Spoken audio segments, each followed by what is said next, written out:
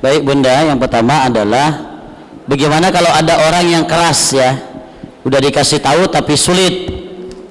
Kondisi hati ini ya, hati ini kan dibagi tiga. Ada qalbun salim, ada hati yang bersih. Ada qalbun marid, ada hati yang sakit. Ada qalbun mayitun, ada hati yang mati. Sama halnya dengan dalam Quran, hati yang bersih itu yauma la yanfa'u malun wala banun illa man atallah biqalbin salim. Itu disebut dengan qalbun salim. Kalau hati yang berpenyakit fi qulubihim maradun fazadahumullahu marada. Kalau hati yang mati khatamallahu ala qulubihim wa ala sam'ihim wa ala absarihim gisawatu wa lahum. Nah, kondisi hati karena sakit, karena mati atau sehat itu akan berpengaruh kepada nasihat.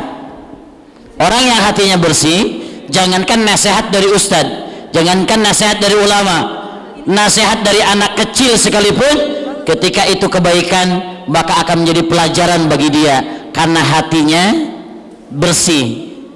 Kalau hati yang berpenyakit, ya nasihatnya diterima tapi belum masuk ke dalam hatinya, ya tahu itu dosa tapi masih dilakukan, tahu salah gosip itu tapi masih ngegosip juga, itu berarti berpenyakit.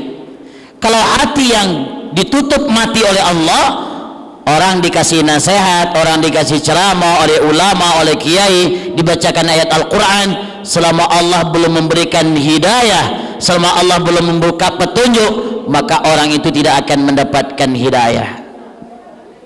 Bagaimana cara menasehatinya?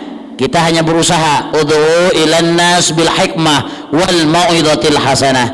Ajaklah manusia dengan cara hikmah, dengan ilmu, dengan cara yang terbaik, dengan sopan dan santun, dengan metode yang pas dengan mereka. Ya kira-kira dia senangnya untuk bisa masuk itu dengan cara apa? Ya.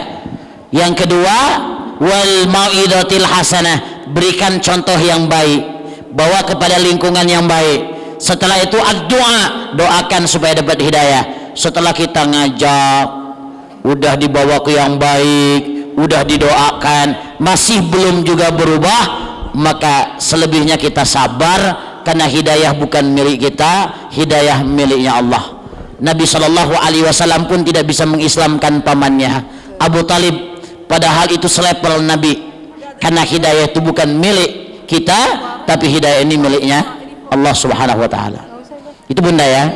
La ilaha illallah Muhammadun Rasulullah alaihi salatullah wa alihi wal